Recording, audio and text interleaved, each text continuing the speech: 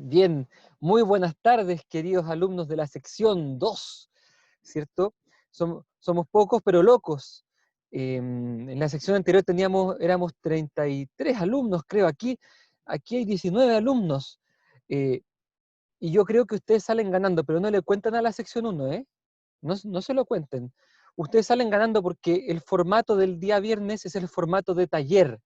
Significa que hoy día, más que pasar materia, o sea, eventualmente vamos a pasar materia, pero más que eso, vamos a hacer el análisis de un caso clínico y a partir de eso vamos a ir aplicando la materia que vamos viendo el día miércoles, ¿se entiende?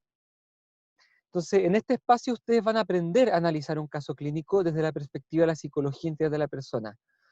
Van a saber qué es lo que hay que hacer, qué es lo que no hay que hacer y qué tipo de claves tienen que fijarse para poder hacerlo bien. Y por lo mismo yo les quiero pedir, en este espacio, por favor, hablen, opinen. No importa que estén almorzando, mastican bien y hacen la pregunta. Escriban por el chat. Eh, yo quiero invitarles a que aprendamos juntos, porque este espacio no es tan expositivo. La idea es que ustedes planten todas las dudas. Atención, aquí no hay preguntas tontas, ¿eh? Ni hay observaciones que nos sirvan. Aquí toda pregunta es válida, aunque ya se haya dicho, no importa. ¿Ya? Este es un taller y aquí la idea es que vayamos trabajando juntos y conociéndonos, ¿eh? Entonces, dicho esto, y para no hacerles esperar más, voy a mostrarles el caso clínico que vamos a trabajar y que quizás trabajemos durante varias sesiones.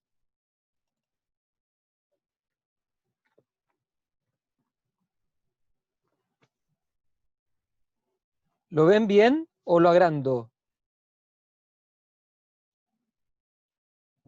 Yo lo veo ¿Está bien. bien? Súper. Entonces, igual lo voy a agrandar un pelito ahí. Entonces, ya que estamos en formato de taller, invito a que algún alumno haga la lectura del caso.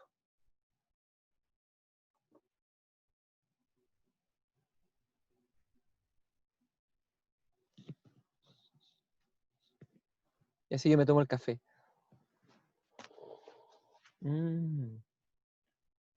Mi cogitativa dice que está bien bueno el café. Entonces, ¿quién lee? Bueno, yo puedo leer. Súper, Ya. Pero voy a quitar la adelante. cámara, porque nadie tiene la cámara prendida, me da vergüenza. Los demás son muy fome. Bueno, Bueno, con libertad, ¿eh? Yo les invito a que ya. participen aquí con libertad, ¿eh? Ya, jueguen. Bueno. Pedro, 52 años. Pedro consulta por primera vez al psicólogo.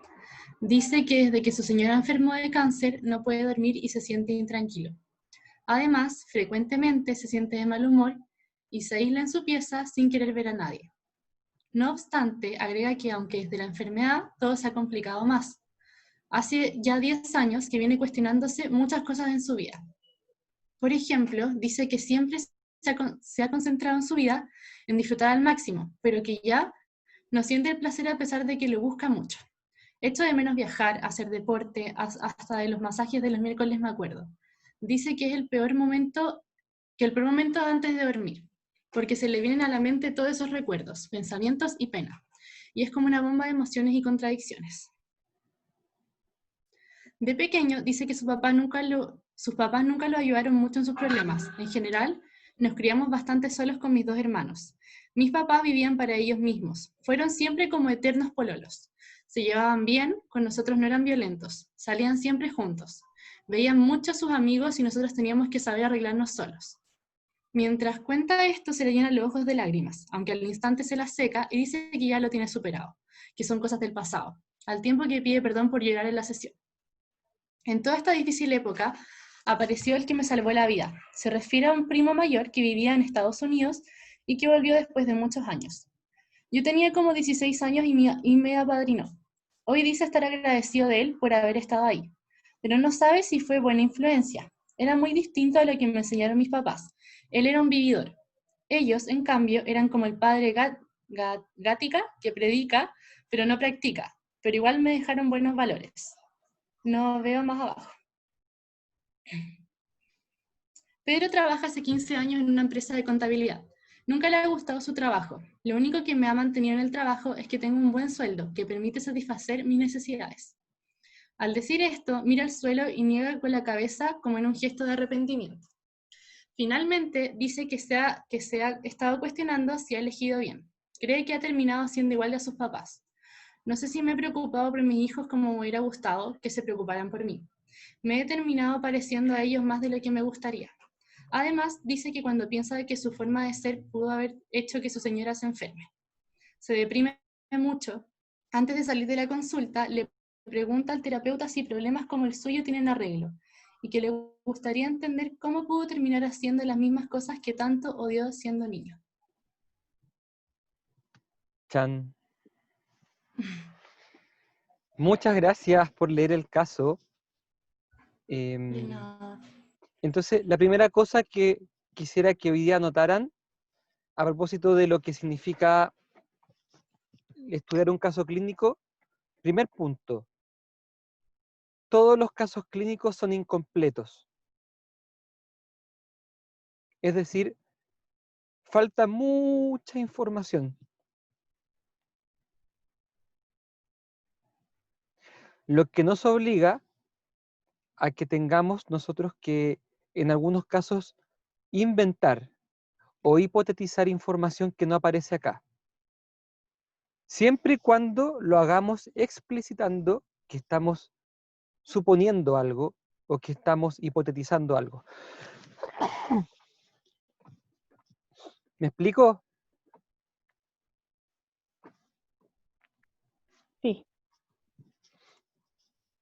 Sí, salud, lo siento. Ahí les pegué el COVID a todos. No, mentira. No, sorry, mala la talla.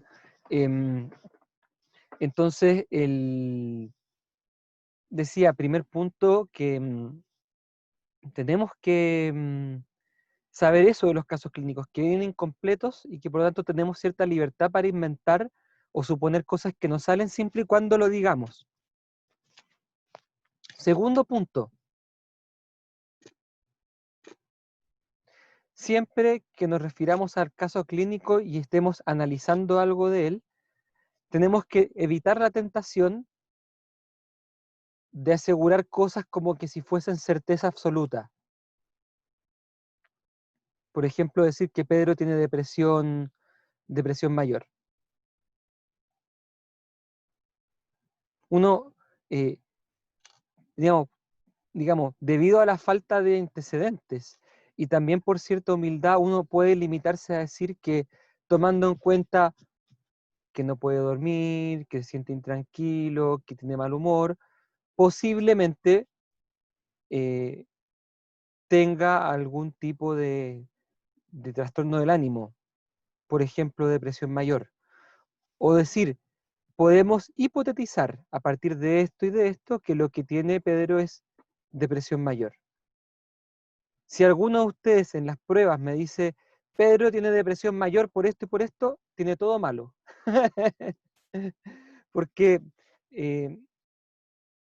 hay que mantener este lenguaje de que estamos hipotetizando o podemos suponer. Hay que tener mucho cuidado a la hora de hacer juicios clínicos. ¿Me explico?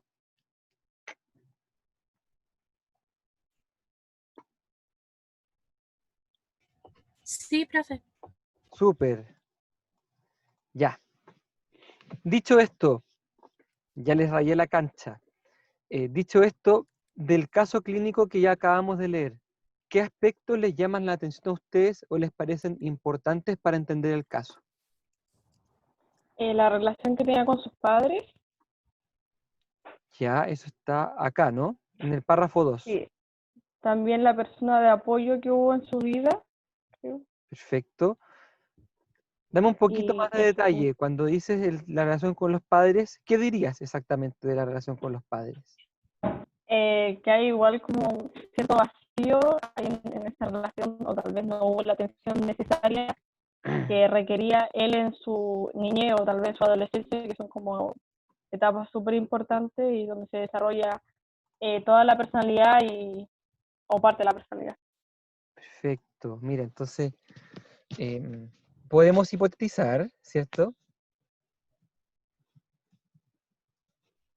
Un vacío afectivo.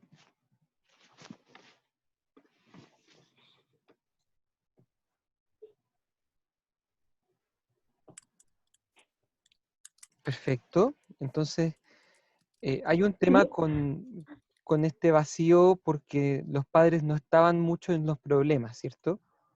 Y, y como tú además agregás, en una etapa del ciclo vital que es bastante crítica, a saber, la adolescencia, ¿no? ¿Eso querías decir tú? sí, eso.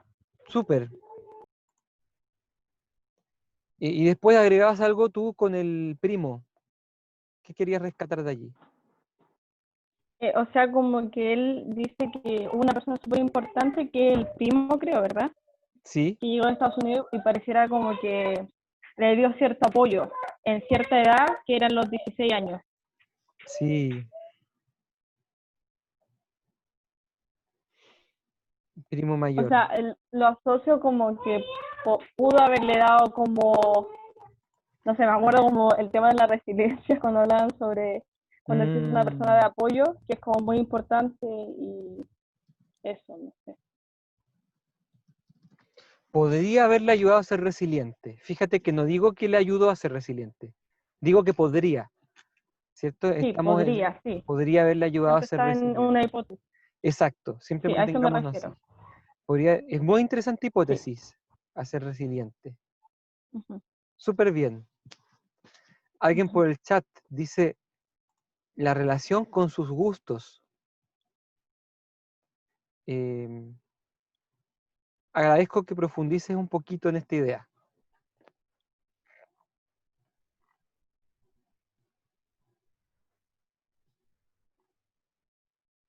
Mientras el compañero profundiza, ¿alguien más quiere comentar qué otro aspecto importante hay del caso? Soy todo oídos.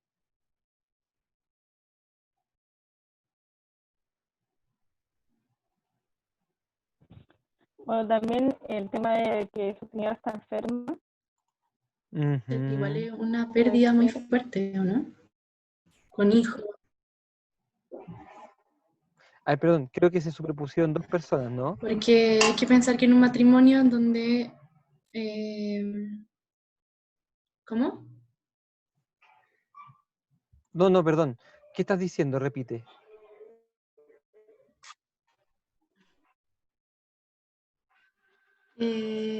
No, que debe ser fuerte, de que tener como un vacío, como hay trastorno del ánimo también debe estar muy afectado por haber perdido a su esposa de una enfermedad también.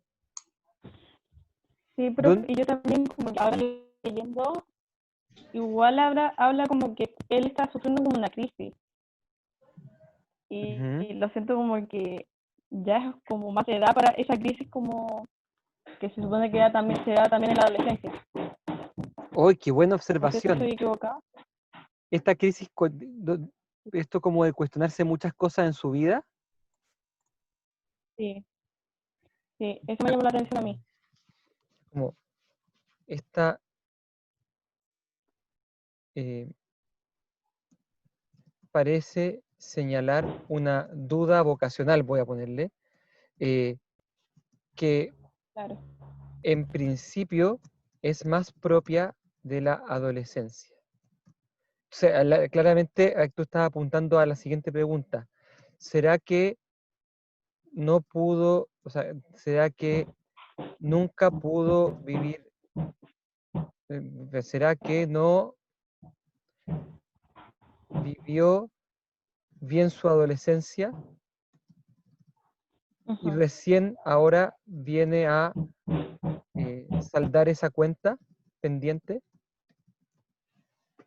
Por ejemplo. Claro, puede ser, sí. Súper, muy buena idea.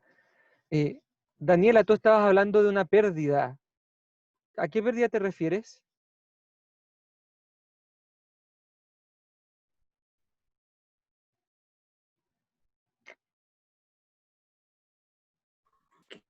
Creo que me confundí.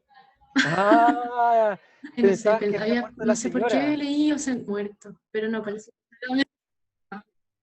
Ujú. Bueno, pausa, es que esto que acaba de pasar es maravilloso.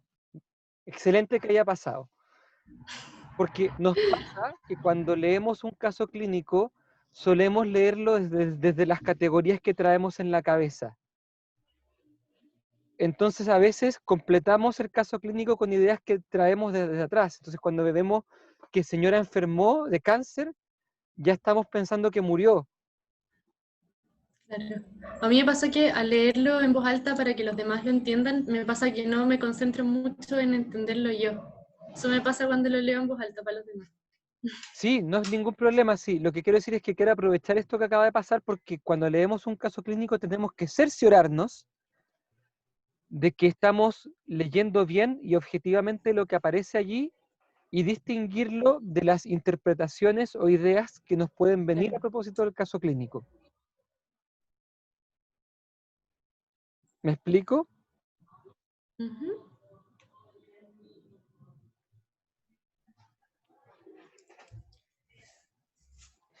Hay otra persona en el chat dice que también pensó que su señora había fallecido. ¿Viste? Parece que no eras solamente tú. Entonces, de nuevo, no es no es para criticar, sino que simplemente para señalar que tenemos que tener cuidado cuando leemos, porque a veces Claro. interpretamos otras cosas. Alguien por el chat está diciendo que frecuentemente se siente de mal humor y se aísla, ¿cierto? Eso es un síntoma actual, ¿cierto? Le está ocurriendo lo mismo con que no puede dormir y se siente intranquilo, son sintomatología actual. Agrega a alguien por el chat, al hablar de sus padres afirma que es un tema superado. ¡Oh! Pero mientras lo cuenta se le llenan los ojos de lágrimas, por lo que a pesar de decir que lo superó podemos creer que le sigue afectando. ¡Bingo! ¿Dónde estamos? Acá. ¿Cierto? Esto aquí parece apuntar a que por algún motivo Pedro no se permite eh, estar triste.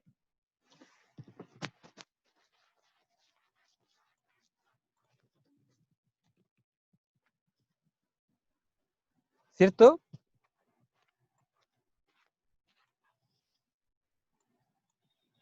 Y agrega la compañera por el chat y se disculpa además.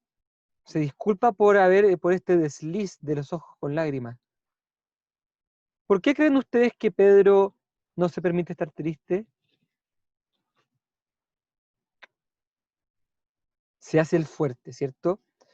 Eh, Profe, ¿Sí? él recalca mucho que tuvo que arreglársela solo mientras los papás hacían otras actividades y Ahí no lo tomaban está, en cuenta. ahí Así que está. tiene un sentido de fortaleza, un sentido de autosuficiencia. Se hace fuerte. Esto podría venir de la experiencia de tener que arreglárselas solo, que le pudo haber sembrado la idea de que tenía que ser autosuficiente. ¿Está bien lo que digo? ¿Eso Así querías es. decir? Súper. Ya.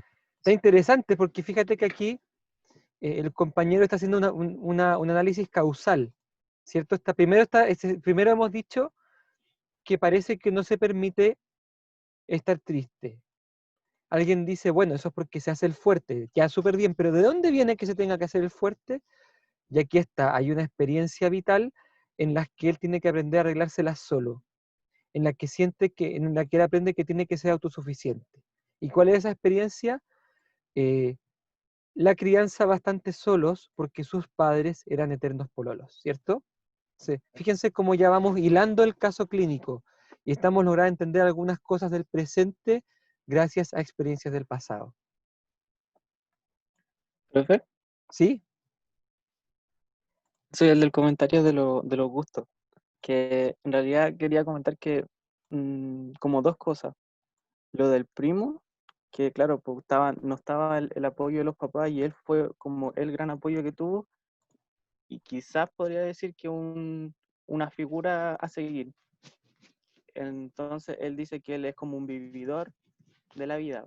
Entonces, ahora al principio decía que estaba buscando cómo llenar esta motivación que tenía de sentirse bien y que no lo lograba a pesar de que lo seguía buscando en los gustos que tenía. Eso es un poco lo que veía. Ya, o sea, tú estás viendo que esta búsqueda que describe Pedro de estar buscando como el placer y el disfrute, ¿se podría deber como a lo que aprendió de su primo mayor? Podría ser, no podría asegurar nada. Pero podría ser, ¿cierto? Entonces, en ausencia de los padres, como decías tú, el primo mayor se convierte en una figura significativa para Pedro.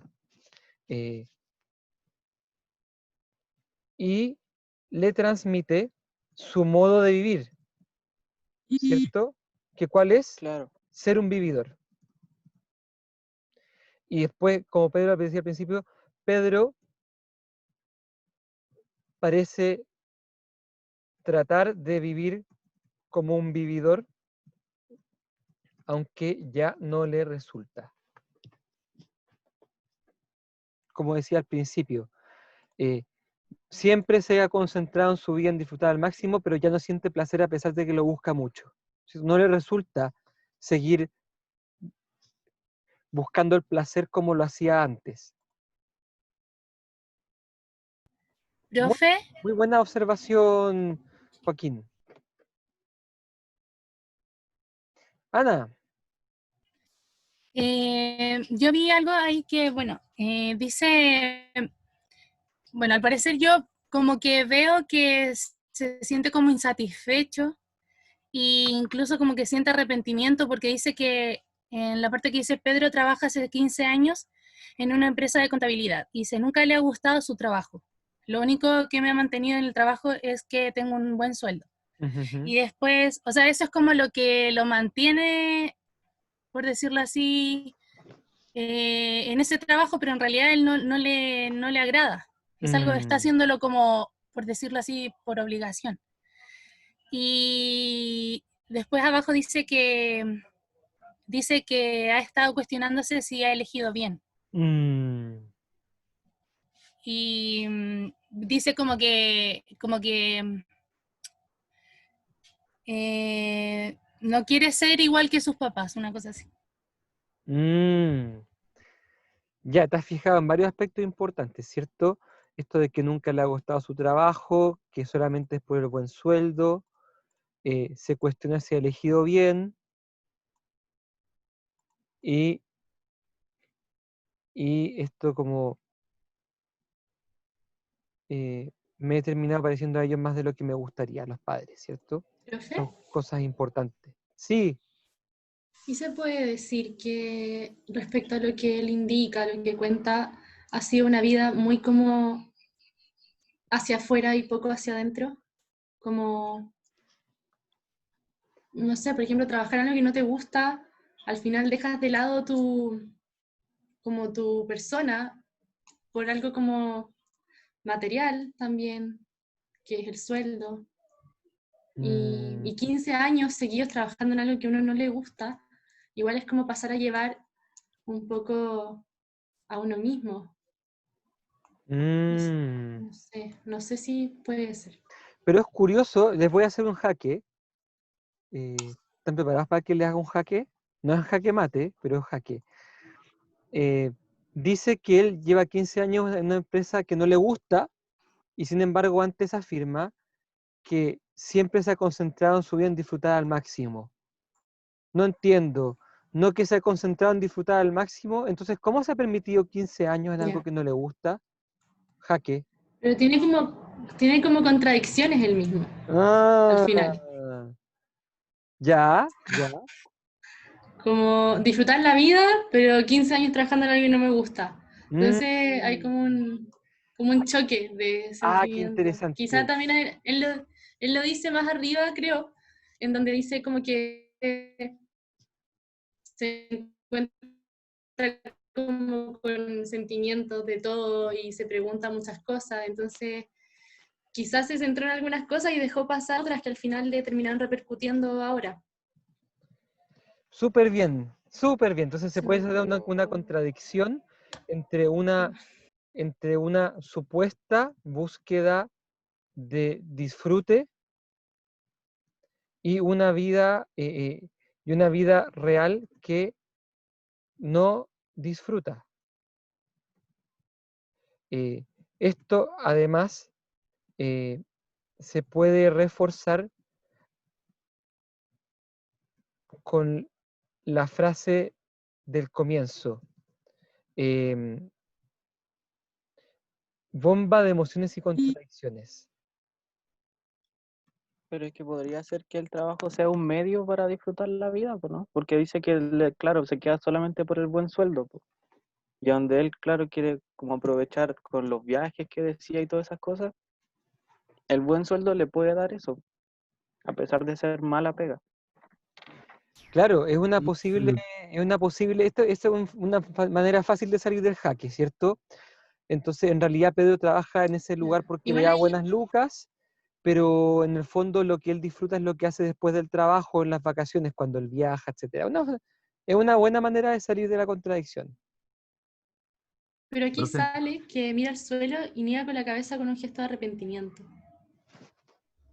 Claro, porque puede ser que él se Como esté lo dando cuenta ahora que no servía mucho, está en una pega que no le gustaba, aunque se pegara a los medios viajes, porque al final pasaba la mayor parte del tiempo en la pega. Esto estoy inventándolo, ¿cierto? Lo estoy inventando. Entonces estamos inventando que Pedro ahora se está dando cuenta, porque hay que decir que Pedro empezó con una crisis de cuestionamientos hace más o menos reciente, no de toda la vida, ¿cierto?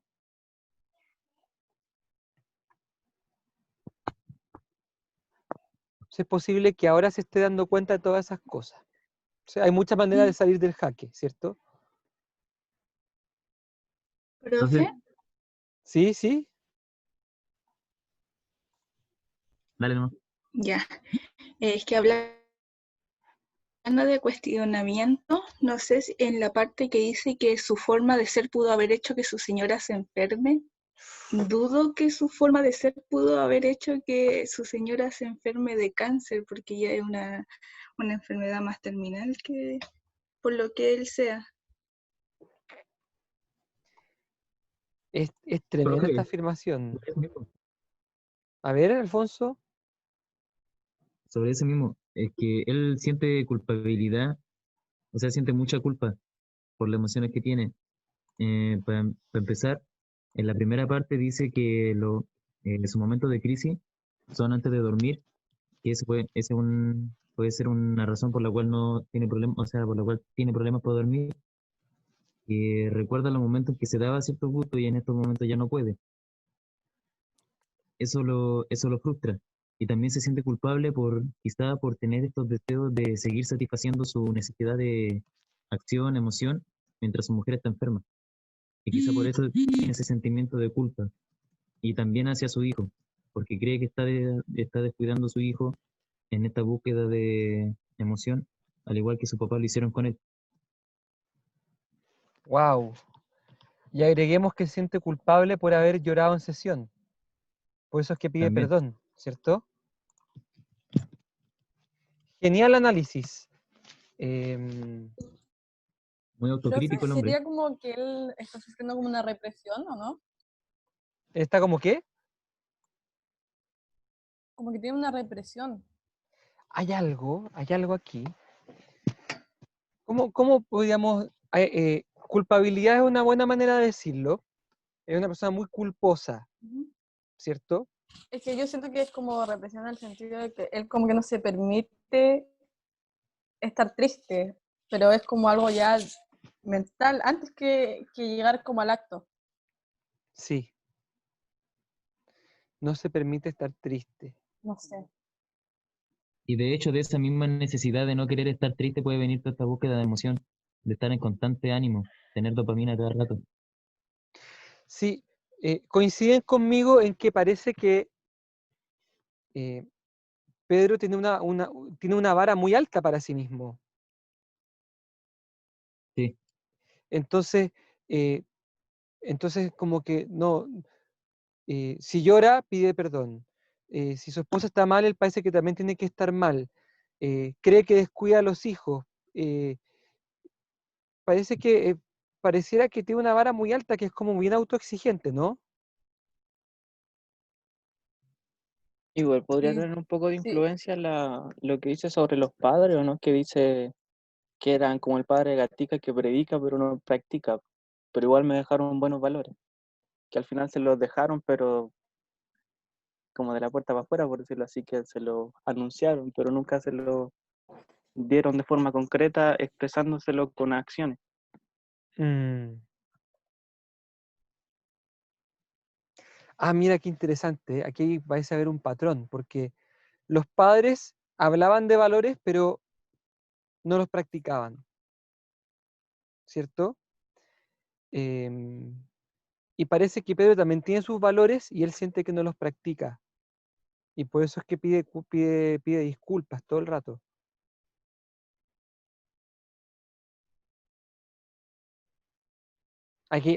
Por aquí estamos acercándonos a algo que yo creo que con un poquito de trabajo lo vamos a lograr aclarar. Em, entonces, tratemos de descubrir de dónde viene, de cómo se puede entender todo esto de una manera única. Alguien ya había dicho de que como había tenido que vivir solo, tenía que haber aprendido a ser autosuficiente, ¿cierto? Y, y aquí podemos agregar que posiblemente sentía que no tenía que molestar a los papás, que no tenía que ser una molestia para los demás.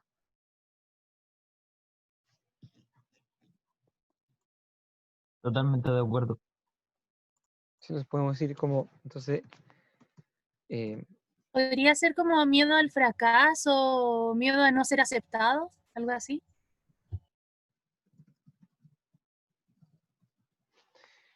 miedo al fracaso, a no ser aceptado. Explícate un poco más, a ver.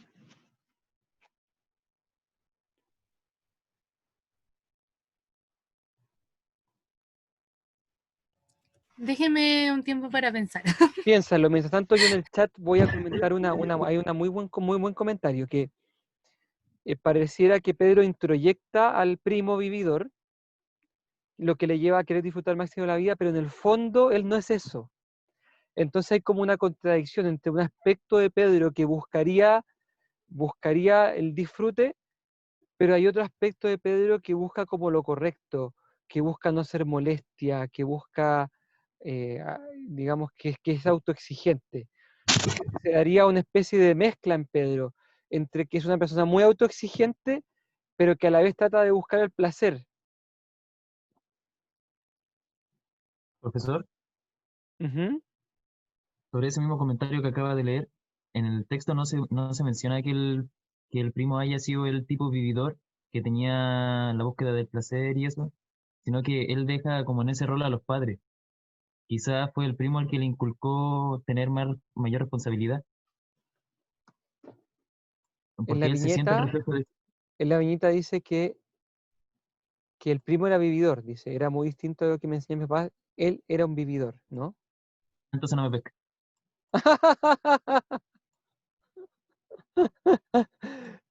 Nos pasa que también a veces queriendo confirmar una hipótesis que tenemos en la cabeza, distorsionamos lo que leemos en el caso. Atención con eso que puede pasar también. Entonces, a ver, vamos a Creo tratar que de... a mí también me pasó lo mismo. Sí, es muy natural, no te preocupes. Esto es muy natural, pero lo bueno es que nos demos cuenta.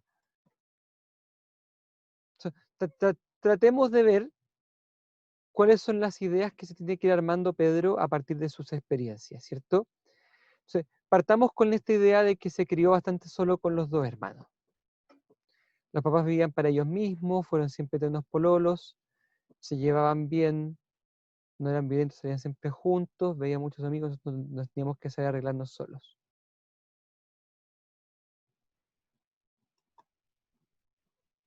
Entonces, vamos a hacer aquí un esquemita. Memoria 1.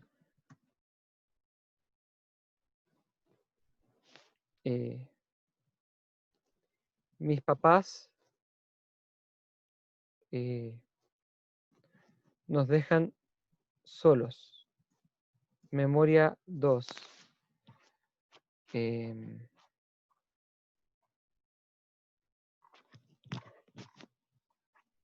Mis papás vivían para ellos mismos. Memoria 3. Voy a arreglar esta cosa.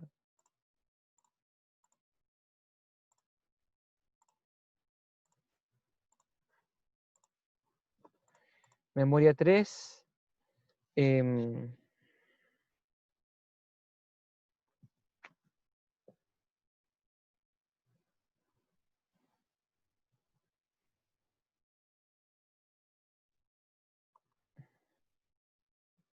¿Cómo lo podemos hacer aquí?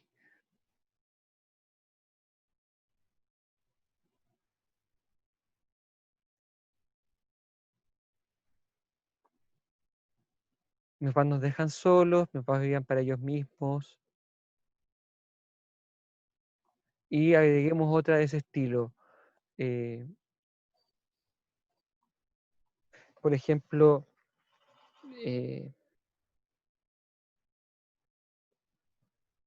mis papás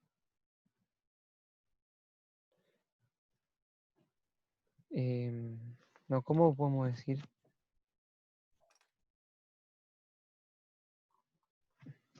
Mis papás veían más a sus amigos que a sus hijos. Que podrían ser 3 memorias respecto como con los papás, ¿cierto? Aquí estoy inventando un poco porque la viñeta dice que ellos veían mucho a sus amigos. No dice la viñeta que tenían que los veían más que a los hijos, pero aquí yo estoy haciendo una suposición, ¿cierto? Si tenemos estas 3 memorias, ¿cuáles pueden ser? ¿Se acuerdan que el miércoles vimos que la cogitativa era capaz, en el cuarto punto de la cogitativa, ¿se acuerdan? La cogitativa en su cuarta función, que era capaz de tomar 2 o 3 memorias para extraer una conclusión sensible, ¿se acuerdan? ¿Cuál podría ser aquí qué podría decir aquí la cogitativa? A partir de estas 3 memorias. La ausencia del rol de los padres.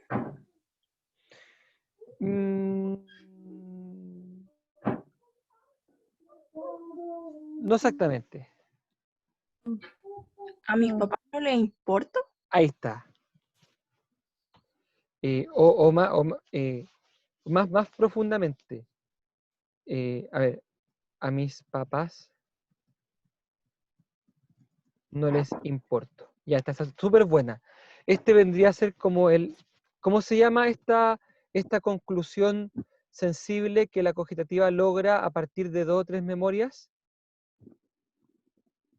¿Cómo dijimos que se llamaba? El experimento. Perfecto, un 7. Experimento, a mis papás no les importo. Súper buena idea. Pero atención, quizás podemos sacar más de un experimentum. ¿Qué otro más se les ocurre? Tengo que ser autosuficiente.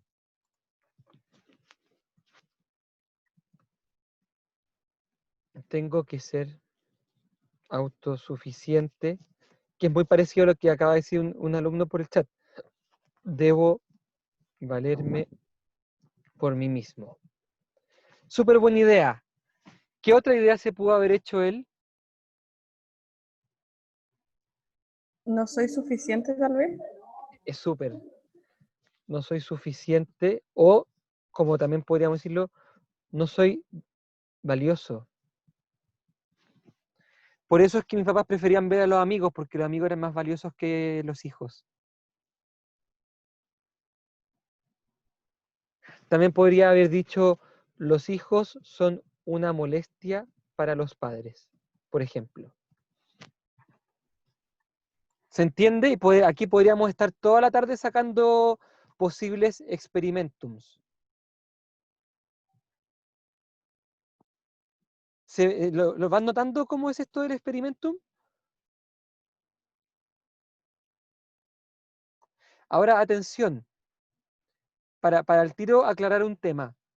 No crean que este experimentum que lo forma la cogitativa es como una especie de conclusión racional, que Pedro se forma y se formula de manera explícita, como que un día Pedro hubiera estado viendo que sus papás se iban de nuevo y él se dijo a sí mismo, no soy suficientemente valioso. No, no es que Pedro se diga una frase así a sí mismo, sino que es más bien como una cosa sentida, sin palabras, como una especie de sensación a la cual hay que ponerle palabras, ¿cierto? O sea, si yo analizo lo que sentí, podría llegar a decir, lo que me pasó es que sentí que no soy valioso. Pero si yo no le busco las palabras, yo me quedo como con una sensación nomás. ¿Me explico? Sí, se entiende. Entonces, esto no es un juicio racional, ojo, es un juicio sensible, es una evaluación sensible que hace la cogitativa en base a múltiples memorias, pero que no por eso yo como que me doy cuenta de ella, es un poco inconsciente, se da automáticamente. No es que Pedro se haya detenido a los 8 años a formularla, sino que simplemente como que solito se dio cuenta, ¿cierto? Es como cuando un perro pasa por un pasaje y le pegan. Al día siguiente pasa por ese mismo pasaje y le pegan. Al día siguiente, subsiguiente, vuelve a pasar por el pasaje y le pegan. ¿Qué va a hacer al cuarto día? Golpear, ¿no? ¿El perrito? Evitar Ah, pasar No va a por ahí. pasar por ahí. No va a pasar por ahí, ¿cierto? Pero ya. pero no es porque el perro se haya sentado y haya dicho, parece que me pegaron aquí 1, 2, 3 veces, suficientes veces. No, el perro no es que haga un pensamiento racional, como que el perro aprende de manera como espontánea, sensible, uno puede decir inconsciente, aprende, incluso podríamos decir de manera irracional, aprende que ese pasaje es peligroso. Por eso Como por condicionamiento, condicionamiento. Sí, sí, es como por lo dijimos al mismo condicionamiento, tiempo. pero entonces no es que requiera que el perro se detenga a razonar. De hecho, los perros no razonan.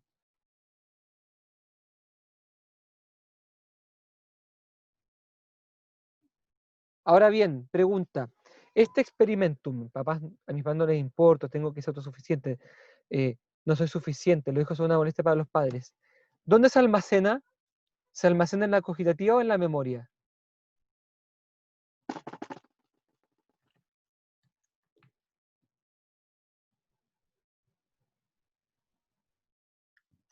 En la cogitativa, ¿Ya? ¿Alguien opina distinto?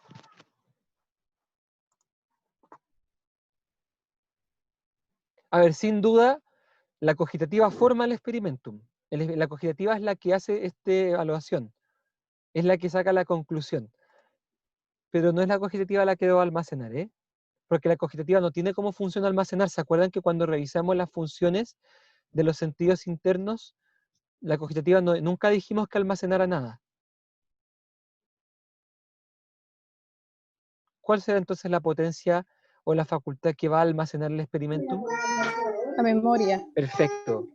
Entonces ahora tenemos una cuarta memoria. Memoria 4, el experimentum, ¿cierto?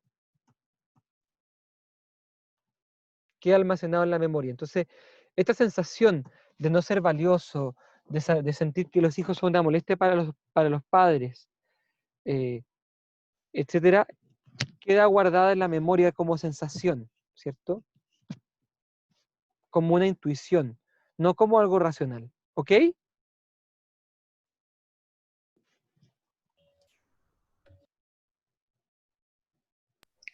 ¿El profesor siempre va a quedar como intuición o sensación?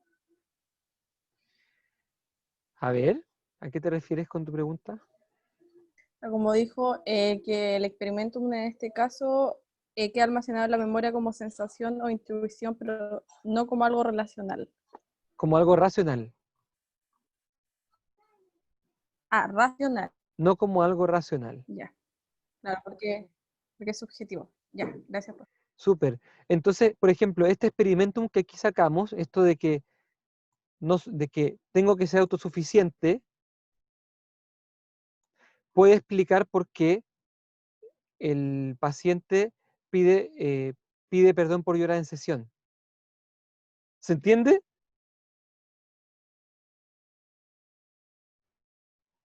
Sí, ahora sí. Se entiende mejor, ¿cierto? Porque si Pedro cree que tiene que ser autosuficiente, eh, ponerse a llorar en sesión es como una muestra de flaqueza.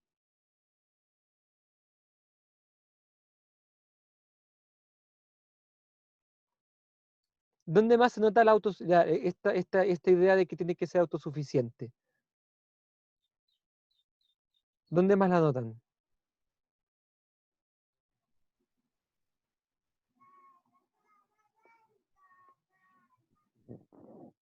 En lo culpable que se siente por la enfermedad de su esposa.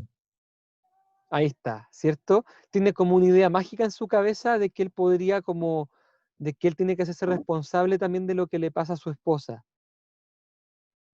Súper bien.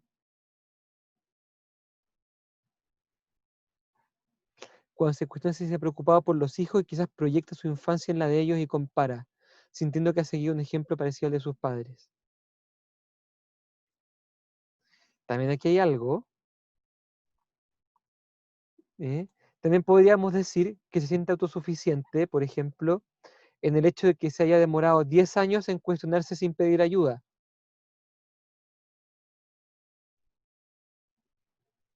¿Cierto? O sea, si tú te empiezas a cuestionar algo en tu vida, dejas pasar un tiempo, unos meses, quizá un año y después lo conversas con alguien, pero aquí es como que llevas 10 años sin pedir ayuda, ¿cierto?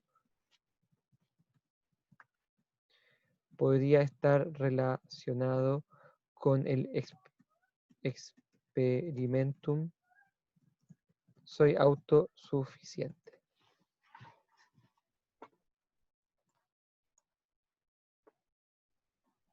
¿Tendrá que ver este experimento soy autosuficiente con este tema del trabajo, de trabajar 15 años en algo que no le gusta?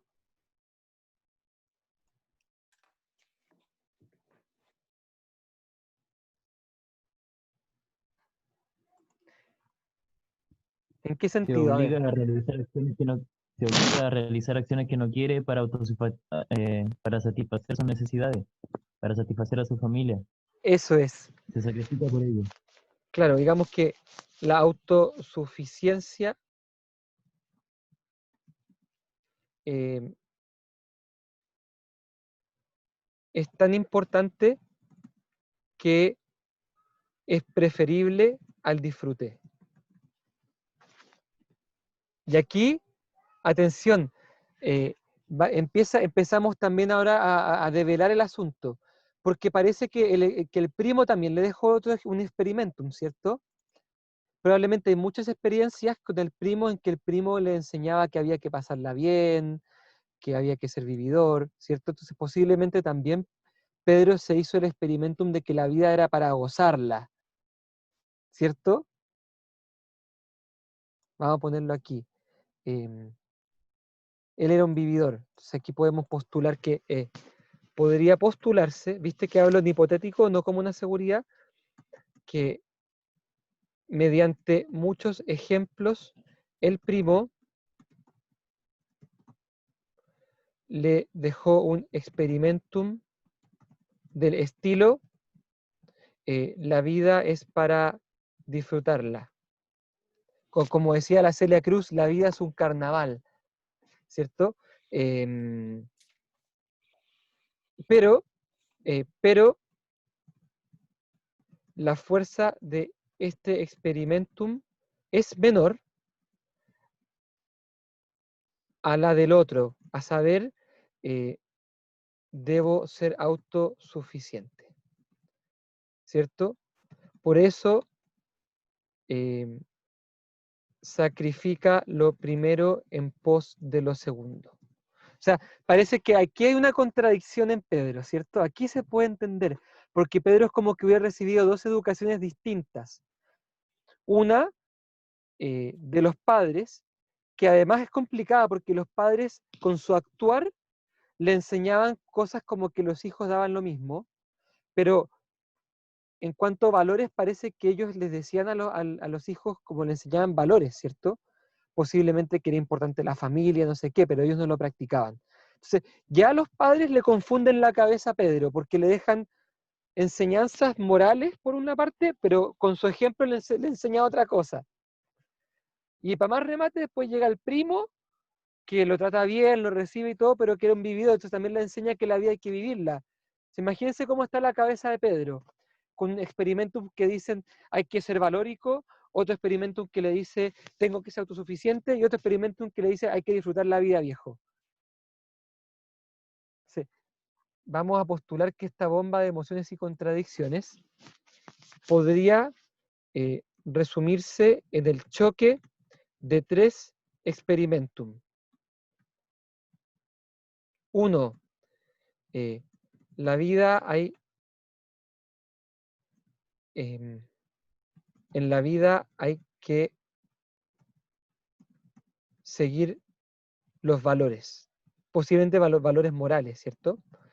Segundo, en la vida hay que ser autosuficiente. Y tercer punto, la vida hay que puro gozarla. Entonces, es complicado porque si él elige una cosa, traiciona a una de las otras tres. Y si él elige otra, va a traicionar a las otras. Entonces, nunca encuentra descanso.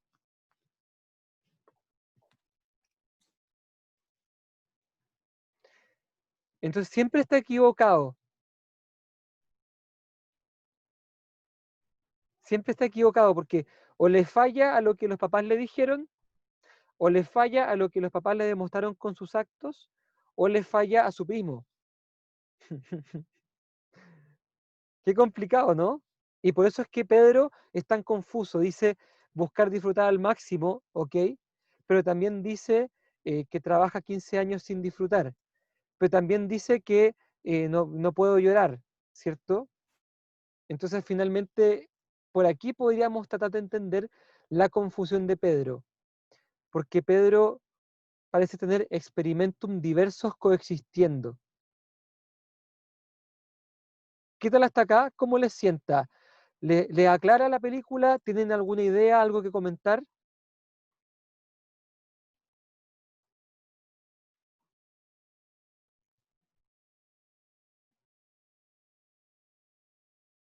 Sí, qué importantes son los papás. Y digamos, y las figuras, como llamarle, las figuras educadoras, como el primo también. Cómo dejan huella, ¿no? Profe, Sí. y podría ser también que eh,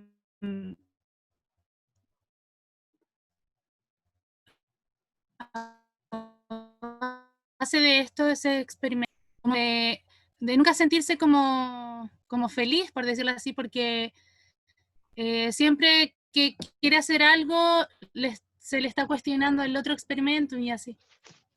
Tal cual. Entonces, digamos que es como que Pedro trata de obedecer a tres amos a la vez. O sea, siempre que escoge algo, le falla a alguna de estas expectativas, ¿cierto? Y por lo tanto, nunca está satisfecho con lo que elige y no puede ser feliz, en el fondo, tal como decías tú.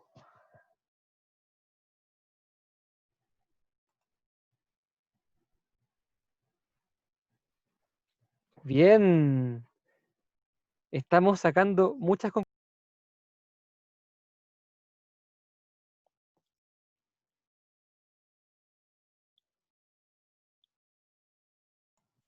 Ahí estoy. Ya, sí me había caído. Entonces, vuelvo al Word. Estimado, fíjense cómo la materia que vimos el día miércoles nos resulta de gran auxilio hoy día. Sin duda, yo creo que hay que saber que esto que ustedes lograron de hacer análisis de la vida de Pedro y de sacar conclusiones, es irreemplazable y eso no se puede enseñar.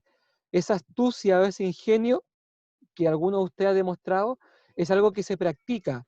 Así que no te preocupes si es que no se te ha ocurrido nada inteligente, entre comillas, porque con la experiencia que vamos a ir ganando los días viernes, vas a aprender a encontrar patrones en los casos. No te preocupes porque eso se va aprendiendo con la práctica. Segundo, miren cómo la materia que aprendimos el día miércoles nos viene en el auxilio hoy día, porque vamos dándonos cuenta cómo la memoria guarda eventos, la cogitativa realiza un juicio sensible que es el experimentum, y este experimentum que hemos analizado ayuda a entender la conducta de Pedro. Lo digo de otra manera, que sería como la tercera enseñanza del día de hoy. Tenemos que tratar de encontrar el experimentum vital que ha marcado al paciente para entonces poder entender mejor su vida.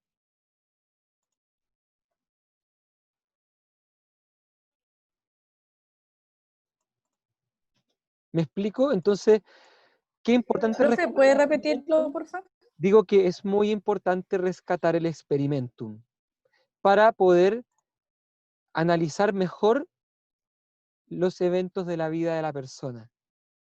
¿Se dieron cuenta que cuando empezamos a descubrir el experimentum es como que el caso clínico se fue aclarando y fuimos logrando descubrir por qué él hacía una cosa y por qué había contradicción? Claro, porque había contradicción porque había más de un experimentum. Lo normal es que en un caso clínico haya un experimentum primordial. En este caso hay dos o más que se contraponen y de ahí esta confusión que tiene Pedro. Entonces, lección 3 del día de hoy, hay que tratar de encontrar el experimentum o al menos hipotetizarlo para que a partir de ese experimentum se nos revele mejor el caso clínico.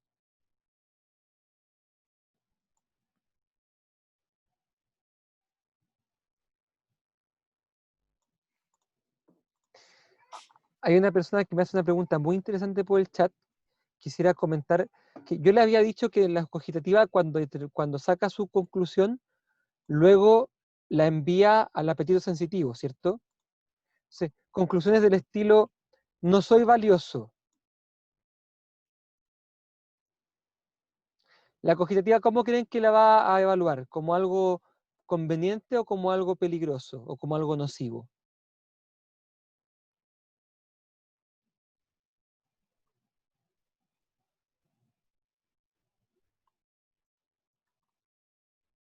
¿Cómo evaluaría la cogitativa esa idea?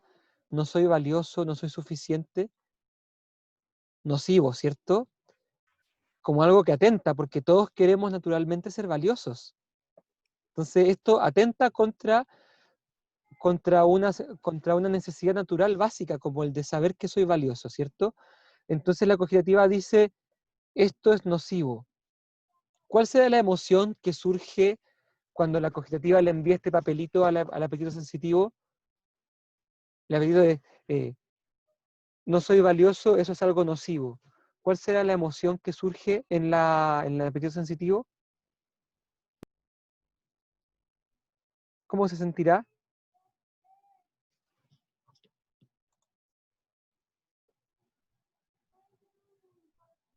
Se escucha mal, me están soplando.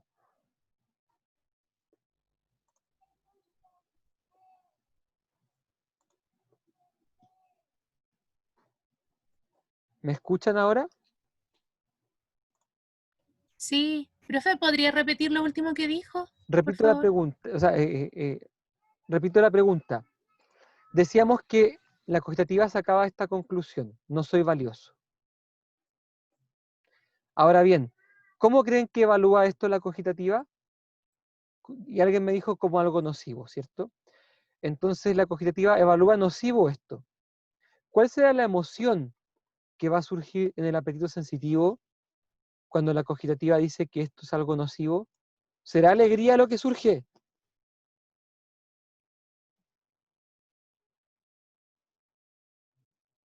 ¿Cuál surge?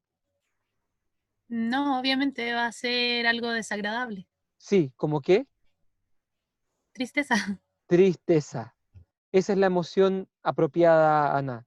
Surge tristeza porque estamos ante algo malo, ante algo, ante algo triste que es un hecho, ¿cierto? En este caso, que no soy valioso. Entonces de ahí se va a entender que en Pedro predominen algunos aspectos de la tristeza, como por ejemplo no poder dormir, sentirse intranquilo, mal humor, irritabilidad, aislamiento, que son propias de lo que ustedes han escuchado probablemente en el diagnóstico de depresión mayor. Entonces efectivamente, a partir de este experimentum, no soy valioso, se puede entender que Pedro esté triste. Y a partir de la tristeza se puede entender esta sintomatología que él expresa en este comienzo.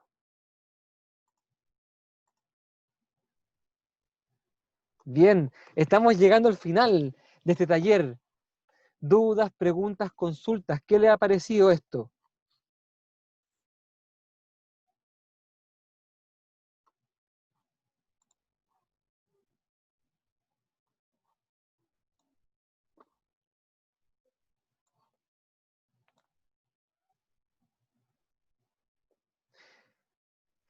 Miren, vamos a seguir todos los viernes haciendo esta dinámica. Vamos probablemente a seguir este caso clínico, pero ahora aplicando la materia que vamos a ver el próximo miércoles. Qué agradable que este sea un grupo de pocas personas, porque entonces todos podemos participar más y hacernos más parte. Estimados, ha sido un sustazo, perdón, un gustazo estar juntos esta tarde, analizar el caso clínico de Pedro, escuchar sus opiniones y sus comentarios. Este es un muy buen curso, entonces le animo a seguir por este camino. Cuídense mucho y que tengan una muy buena semana.